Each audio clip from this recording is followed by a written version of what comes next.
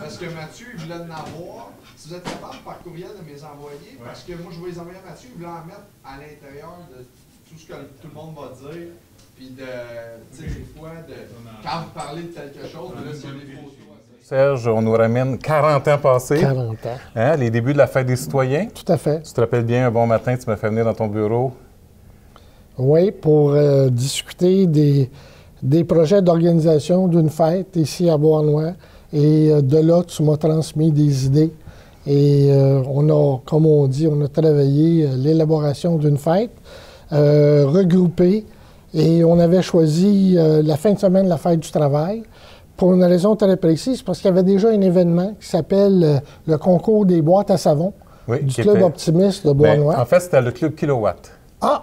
Je me suis renseigné, c'est le Club Kilowatt qui organisait ça. Donc, on est parti un peu de la compétition de boîtes à savon pour faire la fête, mais on s'est concentré sur la place du marché. Oui.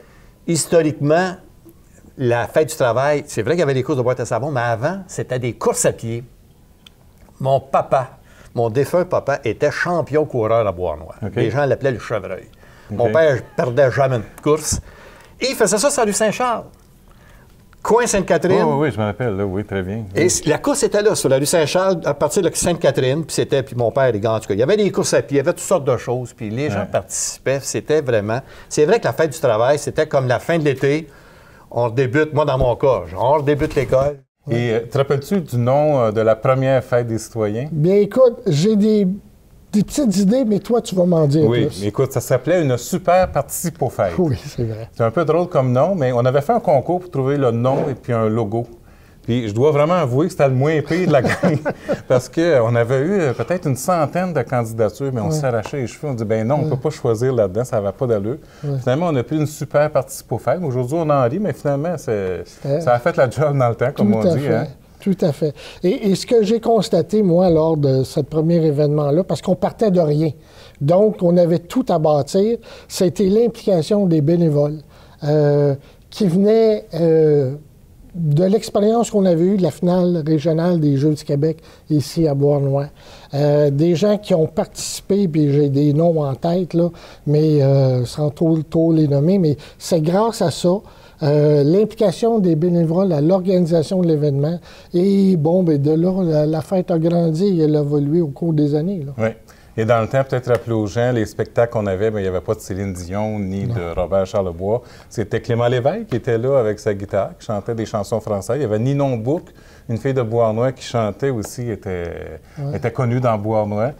Charlotte Belzile qui était là avec, au niveau de l'artisanat, qui faisait des choses avec le cuir. Donc, on avait une petite installation à la place du marché, mais on avait une grosse vente de bière parce qu'ils se vendaient de la bière dans ce temps-là.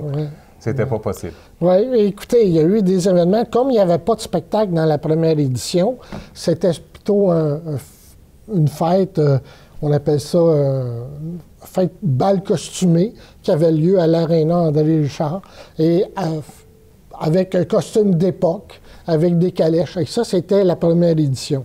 Et quand je regarde l'évolution de la fête, les spectacles et l'ampleur que ça l'a donné, bien, c'est bravo aux citoyens et bravo aux bénévoles de s'occuper encore de l'événement. Moi, j'avais participé, j'avais assisté à la première fête, qui était vraiment la création, la Super Participofête en 78, et on a bénéficié de cet engouement-là, je dirais. Et là, on a vraiment parti un gros événement. Là. On a converti ça en Salut Beauharnois, parce qu'à 79, on a choisi de célébrer le 250e anniversaire d'octroi de la seigneurie de Beauharnois au marquis Charles de Beauharnois. Donc, notre logo, c'était le marquis avec une chope de bière puis un chapeau qui faisait une dansette. Ça, c'était venu par Marc-Olivier qui avait préparé tout ça. Ça a été un gros show. Dans ce temps-là, notre vedette, il n'y avait pas encore de grosses vedettes qui faisaient des spectacles. La vedette, c'était la tente. On était la première année à aller louer une tente de 100 pieds de long sur la place du marché. On avait recouvert ça. Ça a fait un phénomène On a négocié avec la brasserie. Je me souviens, il me semble que OK, finalement, nous avait donné 500 caisses de bière. Ça avait financé toute l'activité.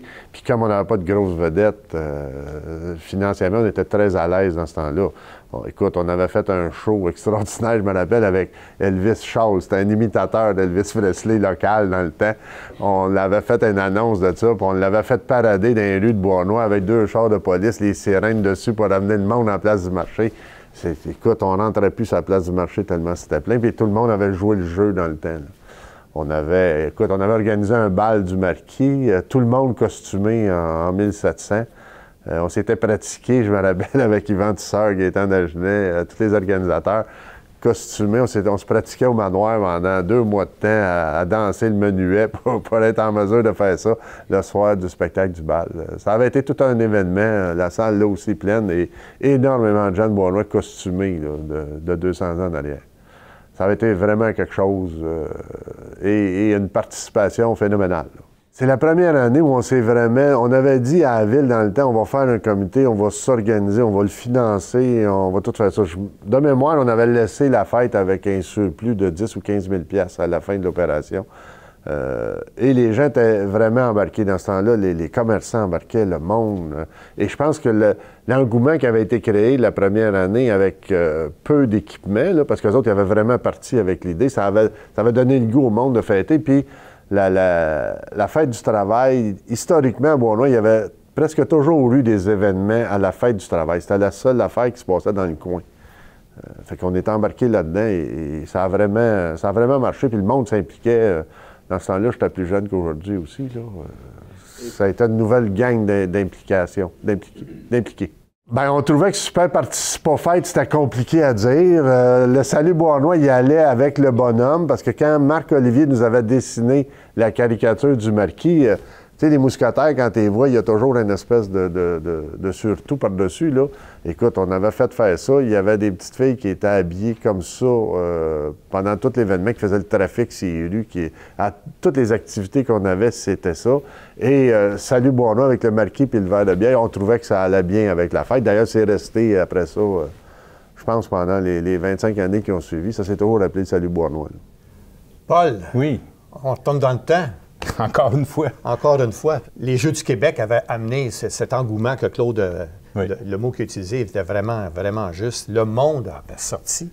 Et ton année en 1980, toi? 80, oui. 80, on change de place. Oui, parce que la place du marché était rendue trop petite. Et là, on se demandait est-ce qu'on s'en va à l'aréna, est-ce qu'on s'en va au centre communautaire. Et on avait choisi à l'arrière du centre communautaire. Et le site était vraiment formidable parce qu'on avait placé la tente au bas de la côte qui mène à la résidence en haut. Ouais. Alors, quand il mouillait, on avait un rang de marée qui descendait dans la tente. C'était le fun pour les gens qui étaient là. Fait que ça n'avait pas été une bonne idée de placer la tente là, mais il y avait beaucoup de monde. Mais là, Robert, ça nous amène à ton année. À mon année, la cinquième. La 5e année. Oh là là là là là. Mais la 4e année, c'est là qu'on a fait un déménagement. Oui. On est allé à la 4e année à l'Aréna. Moi, ma 5e année qui était... L'année du déluge. L'année du déluge. Il a mouillé du début jusqu'à la fin. Oui, puis je pense qu'on n'a jamais vu autant d'eau et de vent. Et de vent. Robert a passé la fin de semaine à replanter les piquets qui tenaient la tente parce qu'il ventait tellement, les piquets sortaient. Alors Robert avec sa masse toute la fin de semaine. Toute la fin de semaine. Non, c'était vraiment, là, mais c'était agréable quand même. Il y a eu des accalmies, mais je me souviens, c'était les gens, c'était mon père qui était ce qu'on appelait le caller de bingo. Oui. Parce que le bingo, c'était... je ne sais pas si les premières années, il y avait le bingo. Oui, on avait le bingo dans les premières années. Oui. Et là, c'était la première fois qu'on faisait ça. On remplissait la tente. On remplissait la tente, comprends-tu? Ah. Et ce soir-là, il y en a tombé. Ah oui, toute une. Ah, toute une. Puis au point de vue, puis là, les gens qui étaient là, ma mère à l'époque, les gens vapeur parce que là, l'électricité, puis tout ça, puis surtout les fils étaient dans l'eau. C'était dangereux. C'était dangereux, mais on a eu une belle année qui s'était conclue avec le gâteau anniversaire. Oui. Parce que mon année, c'était le clown. Je ne sais pas si les gens s'en souviennent. Tantôt, on va voir Mario Charette avec les macarons. C'était moi le clown. C'était pas lui le clown. Non, c'était pas lui le clown. C'était pas lui, mon petit cousin Mario. C'était le clown qui était le 5e anniversaire. Puis on avait fini ça avec un gâteau qu'on avait donné à tous les gens. Bonjour, mon nom est Mario Charette. Moi, j'ai été président de la fête en 92, la 15e édition. Tantôt, vous avez eu les vieux, là, tu sais, l'âge d'or. On arrive à l'ère moderne avec moi, donc un écart. Mais en fait, ces gens-là étaient quand même précurseurs de beaucoup de choses avec la fête. Si eux n'avaient pas démarré ça, bien, on ne serait pas rendu, nous, on s'est rendu en 92. Je dis où est-ce qu'on s'est rendu parce que c'était rendu une grosse affaire, la fête des citoyens. Vous voyez, tous les macarons que Paul vous porte, mais il y en a trop, là, je ne sais plus quoi faire avec. Donc, oui, on s'est rendu à une grosse fête en 92. Enfin, dans ces années-là, je ne me concentrais pas juste sur mon année, mais cette période-là, qui était des grosses périodes, il y a eu beaucoup de choses qui ont été faites, des améliorations. On était, oui, à l'aréna, mais on était aussi dans l'aréna. L'aréna avait été insonorisée. C'est pas rien, là. On avait insonorisé l'aréna pour pouvoir présenter des spectacles, parce que quand on approchait des artistes, on lui disait le spectacle dans une aréna, il faisait « Non, merci. Là, non, on était insonorisé, vous allez voir. Demandez aux artistes, sont venus l'année d'après, puis tout le monde est enchanté de venir voir, de venir faire leur performance. » Donc, on avait eu quand même des belles prestations. Et la fête, à cette époque-là aussi, s'était allongée. Elle commençait le samedi avant pour se terminer le dimanche. Donc, ça demandait beaucoup, beaucoup de bénévoles. Et puis, moi, ce que je retiens d'ailleurs beaucoup de ces années-là, parce que j'ai commencé quand même si l'âge d'or était là, je me souviens d'avoir présenté le gâteau du 5e anniversaire de l'année de Robert. Et puis, c'est ce qui m'avait donné le goût de m'impliquer, parce que j'avais trouvé ça cool, être sur la scène, montrer ça, puis les gens, puis tout ça, voir un peu l'organisation. Hey, c'est le fun, moi, je veux faire ça. Fait que j'ai commencé à faire ça. Puis, un petit peu moins des années suivantes. Après ça, plus ça allait, plus je m'impliquais. Puis, on s'est impliqué au niveau de la programmation, autant dans l'aréna que ce qu'on appelait le café-terrasse à l'époque, qui était sous la tente. Donc, il y avait les artistes à l'aréna, il y avait les artistes sous la tente en deuxième partie. Donc, il y a la première partie dans l'aréna, deuxième partie sous la tente pour être un peu plus festif, ramener un peu l'esprit de la fête du début qu'on voulait faire, en fait. Donc, oui, effectivement, il y avait beaucoup on parle des artistes, mais il y avait beaucoup d'activités. Il y avait le tournoi de golf, il y avait la parade de mode, il y avait le bingo. D'ailleurs, une année, j'ai calé le bingo. Monsieur Biette était plus là, donc, et on m'avait demandé, et c'était toute une épreuve. Je ne sais pas si vous savez, mais caler le bingo, là, ça demande beaucoup de rigueur, parce que les gens qui sont en avant de toi, là, t'es trop vite, pas assez vite. Puis quand tu colles le haut 69, tu ne t'attends pas à ce qu'il fasse des « ouh ». Alors, ça fut une expérience enrichissante. Et enfin, bref, je vais un peu partout, là, mais c'est pour vous dire qu'il s'est passé beaucoup de choses dans ces années-là. La fête, elle a évolué beaucoup, beaucoup, beaucoup vers plein d'activités, autant des rallyes automobiles, des tournois de balles de famille qui étaient très populaires et que c'était... Écoutez, c'était des années fastes, si on peut dire. La fête, à l'époque, c'était aussi, c'était pas aussi, mais c'était une manière de rassembler les citoyens à des activités communes, puis prendre du bon temps, je pense. Puis souvent, c'était des occasions que les gens se voyaient quasiment des fois une fois par année, c'était là. Souvent, tu rencontrais des gens que tu n'avais pas vus depuis un an, mais tu les rencontrais là. Fait qu'à tous les ans, c'était un peu ce même processus qui revenait, là, c'était un genre de place où on était sûr de rencontrer des gens et qu'on avait du fun. Hein? Ouais. Oui. Hey, imagine, il n'y avait même pas de Facebook, puis c'était plein. Oui, c'est ça. Hein?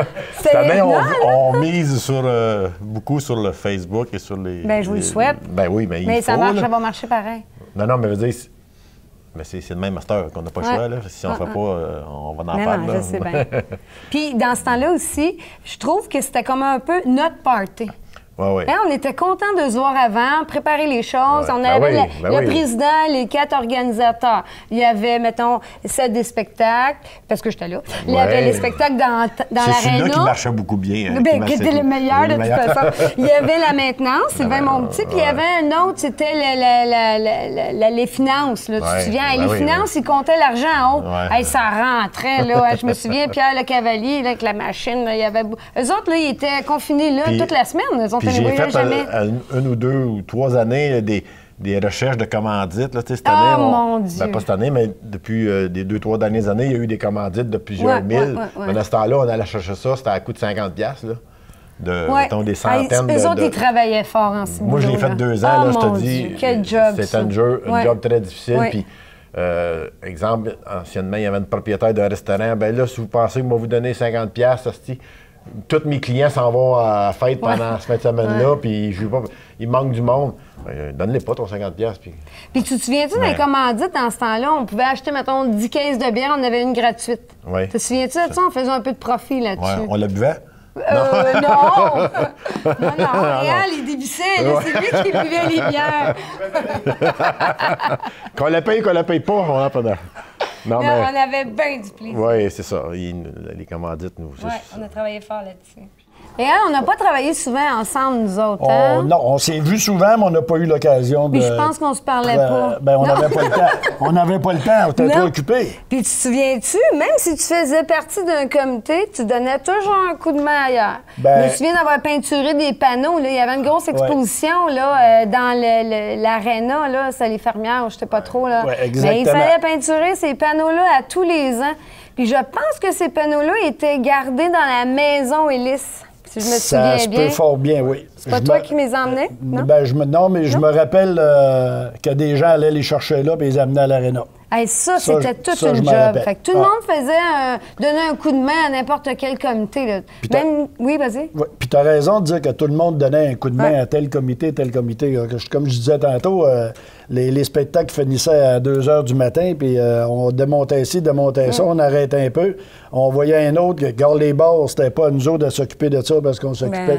Fait que déplace les bords, donne un coup de main à Fercy, replace-les pour le lendemain. On sortait dehors, les gars s'en viennent, vont donner un coup de main. Fait que tu parlais de la grand-tante, c'était la même chose. C'était impossible que, peu importe le comité que tu étais ou sous-comité, si tu t'aidais pas, on n'aurait pas pu arriver, je pense, puis passer 18 ans. Non, c'est sûr. Puis souvent, on avait le ménage à faire, l'ennui. Hein? Tu te souviens-tu? C'était des verres, hein? C'était des verres. Puis quand on sortait moi, j'appelle ça un buggy, de gars sur roulette, là. Puis on arrivait avec des pelles puis des balais, là, tu voyais des gens. Ouais. Non, les balais sont petites, mais ils t'auraient dû trop loin, regarde. Oui, mais il y en a qui n'auraient pas assez de balais de même, là. Ça fait rien, ils n'auraient ramassé pareil. Moi, tantôt, on parlait de la course de cochons. Ah oui. Un de mes grands chums, il a été président du hockey mineur pendant des années. Il s'est occupé du hockey mineur, André Florent. Il voulait pas embarquer. Puis on avait donné son nom à son insu. Puis il m'a donné, quand ils l'ont nommé, il était obligé d'embarquer. Fait que... Puis moi, je m'étais trouvé une soutane de curé, moi. Fait que... Il m'a donné... Puis il me voyait pas, j'étais caché en arrière, tout le temps à son dos. Puis il m'a donné, on y avait envoyé un cochon qui n'était pas trop gros, qui réussisse à le pogner. Puis quand il est venu pour me mettre le cochon dans la boîte, c'était tout de même une boîte qui avait une coupe de pied carré. Très haut. Elle les pognait par les 2 pieds, le cochon tombait à côté, puis mon grand Florent là-dedans. Puis il y avait, tout le monde mettait des chiennes pour embarquer là-dedans. Puis moi, je me souviens, je l'ai fait. Ça pesait... mais non, mais les chiennes étaient pour les grands petits pieds. Ça me dépassait d'un pied, là, les bras, les jambes. C'était difficile, cette course-là. Mais ce qui nous aidait dans la course de cochon, c'était notre ami Tiwi Godin qui était dans le tour en haut. Il y avait Sylvain Doré aussi, qui animait en haut. Là, il lui sortait toutes sortes de niaiseries, puis c'était à gauche puis à droite.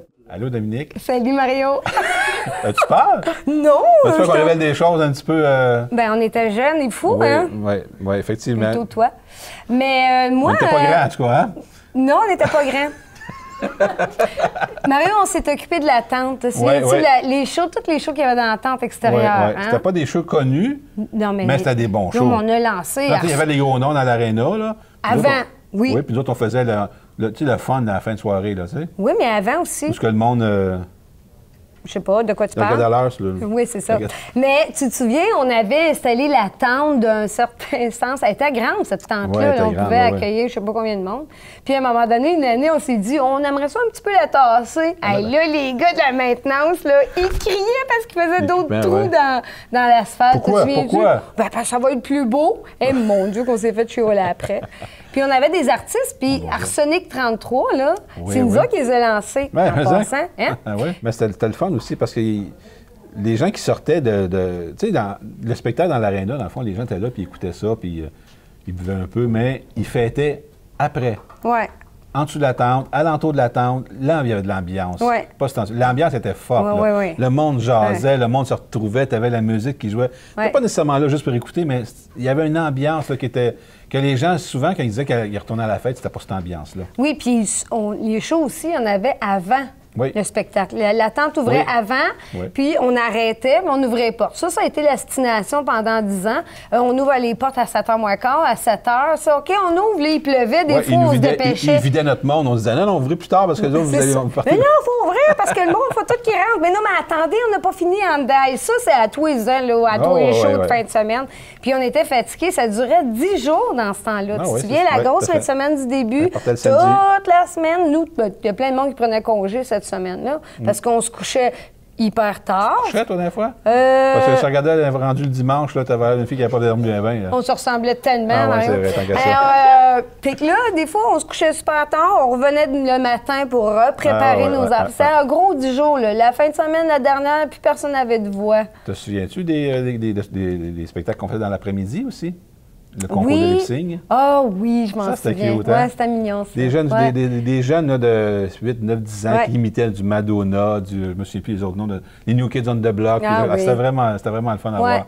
Puis la gagnante, je me souviens, une petite fille qui avait imité Madonna, elle s'était présentée, on l'avait présentée sur la grande scène le soir. Ah oui. Elle était là devant l'aréna, était pleine. Là, le show commençait dans 5 minutes.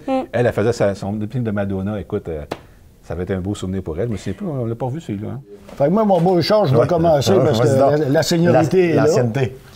Moi, je l'ai faite pendant 16 ans sur 18 ans. Comme mademoiselle disait tantôt, des semaines de vacances, j'en ai pris parce qu'on n'avait pas le choix. Je me suis occupé de la sécurité pendant plusieurs années, ainsi que, pas comment est-ce qu'on peut appeler ça, avec Sylvain Monti, démonter les stages, fabriquer... Ça, quand les spectacles finissaient à 3 heures de la nuit, nous autres, des fois, 6 heures, on était déjà là, puis commence à monter, puis à replacer les choses, puis tu sais comment est-ce que c'était. Souvent, le matin, on voyait passer des personnes, puis on disait, viens donc me donner un coup de main. Pas le temps, m'en va. Mais à 5 heures, il était le premier à clôture. Je veux rentrer le premier, je veux pas être en retard. Regarde. Ben, c'est ça. Puis moi, j'ai été impliqué à partir, peut-être pas les 2-3 premières années, là. J'étais là plus comme, pas client, mais spectateur ou citadin, en tout cas. Mais après ça, avec d'autres connaissances, j'étais pas dans les comités officiels. J'ai été un peu comme Réal, là. On n'était pas vraiment sur des comités, ni aux réunions, rien. Mais on était là presque du matin au soir, et souvent du matin au soir, et une partie de la nuit. Puis, j'ai fait autant des bars que de monter des stages ou coller des plywood ou même des fois la nuit balayer après les shows. On faisait tout. Là, il y avait, comprends pas, il y avait des verres de bière à terre. Là, on ne sait pas comment ça fait que ça faisait là. Je pense que ça a été l'événement. Ben, écoute, si tu recules à ça, le centenaire en 63, ça va générer une énorme participation. Mais que des citoyens s'impliquent dans l'organisation d'une activité. La première année, quand Serge l'avait faite, lui, il était directeur des loisirs à Bois-Noir. C'était plus les employés de la ville qui avaient pris la charge de ça, qui l'avaient mis en organisation. L'année d'après, on a commencé à être plus autonome et des citoyens se sont impliqués dedans. Et effectivement, l'organisation dépendait plus des citoyens. Les services étaient fournis par la ville, là. On se comprend. Location d'équipement et tout ça, là. Un peu comme on fait aujourd'hui, là. D'ailleurs, quand j'étais maire, c'est ce que l'hypothèse, c'est l'idée que je ramenais. Il faut que les citoyens s'impliquent. Si eux autres s'organisent, on va être là, la ville, pour les soutenir.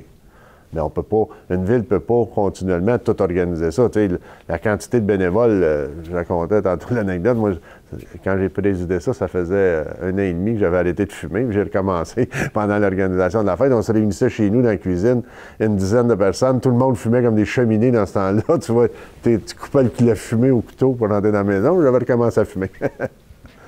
Mais c'était vraiment une implication, puis des citoyens qui commençaient à se mêler directement et à organiser les affaires. Et prendre des risques. Mais là, le contrat qu'on avait fait avec la brasserie O'Keeffe dans le temps nous permettait de prendre des engagements financiers et sans être dépendant continuellement de la ville. Là. Mais c'était tout ça. La fête des citoyens, c'était le plaisir. Souviens-toi, Paul, du concours des Bonnes Fontaines. Oui. Le concours des Bonnes Fontaines, ça avait attiré... C'était magnifique, ça. C'était magnifique. Tous les gens de Bois-Noir avaient participé pour faire décorer les Bonnes Fontaines. Moi, je me souviens, dans mon coin, c'était Youpi. C'était Youpi qui avait été en Bonne Fontaine, mais c'était des concours comme ça où ce que les gens participaient. La participation des gens, c'est ça qui était mémorable. Quand on se retrouvait là, des 2-3 000 personnes à faire des citoyens à l'aréna, sous la tente, C'était non. C'était quelque chose. C'était quelque chose. Mais remarque, l'été dernier, je suis allé voir la fête des citoyens avec le groupe Les Cowboys Fringants. Oui. Il y avait du monde. Il y avait du monde là. Il y avait du monde là. Et c'était... Mais tu sais, c'est ça. Les gens de Beauharnois, ils aiment ça. Écoutez, c'était des années fastes, si on peut dire. Puis c'est plaisant de voir que ça a recommencé depuis 2013, en fait, là, avec le 150e de la ville, qu'on a eu l'idée de ramener la fête. Et puis là, ça a rallumé cette étincelle-là dans d'autres personnes, dans d'autres gens qui on s'est dit « Hey, on va recommencer, on va repartir de la fête ». Puis pour moi, ça, c'est fantastique. Bien, Serge, on regarde ça aujourd'hui. On a écouté quelques témoignages depuis tantôt. On avait parti une petite fête, mais toi, tu avais la vision que ça dure longtemps dans le temps. Oui. Et écoute, le constat des témoignages de nos collègues qui ont parlé de l'événement, l'évolution, moi, je retiens deux choses. Un, l'implication d'un groupe de citoyens qui a voulu organiser, hein, parce que ça te prend des organisateurs pour faire cet événement-là. Oui. Deux, les bénévoles. Oui. Hein, et la population, bien, elle a embarqué. Et que je vois l'événement, comment est-ce qu'elle a grossi dans le temps. Je regarde les spectacles qu'il y a eu. Nous, on est parti de rien, le premier événement. Et à partir de là, bien, il y a des gens qui ont rajouté des activités, qui ont fait toutes sortes de spectacles pour aller rejoindre la population. Oui. Puis ça, c'est grâce à toi, qui aujourd'hui est encore impliqué, Robert, dans Claude, Mario. Moi, je suis émerveillé de voir l'implication des gens encore dans le milieu. Oui. Et c'est ça qui garantit le succès d'une population par rapport à un événement. Tu viens de dire que la fête a grossi au fil du temps. Mais moi, dans ma tête, c'était toujours gros, la fête, même à partir de la première année. Tout à fait. Puis d'ailleurs, Mario Charette l'a dit tantôt, qui avait fait la technique pour Richard Séguin, il était caché derrière les speakers. Je ne m'étais jamais imaginé que les speakers étaient si gros que ça. Fait que donc, ça démontre quand même l'ampleur de la fête. Tu sais, Serge, il y a eu un temps, je pense qu'il y a eu un essoufflement au niveau des bénévoles. Hein, on a manqué de bénévoles, la fête a arrêté. Ça a reparti avec le 150e anniversaire. Puis on est vraiment fiers aujourd'hui que ça continue avec des gens dynamiques, des gens qui... Il y a des gens qui sont dans le comité aujourd'hui, comme Catherine et Loïc, qui n'étaient même pas au monde quand on a commencé Incroyable, ça. Incroyable, hein? Incroyable. Puis nous, on est encore là. Oui. Donc, c'est ce qui est intéressant. Ça continue, puis on invite les gens vraiment à participer parce que c'est là qu'est le secret. Puis... moi, je pense que la fête va aller au-delà des limites de Beauharnois. On veut que les gens de l'extérieur viennent nous visiter. La ville de Beauharnois est belle. La ville de Beauharnois évolue beaucoup depuis quelques années. Puis je pense que c'est dans ce rythme-là que la fête est revenue. Et on espère que les gens vont participer. Et bonne vie et bon succès.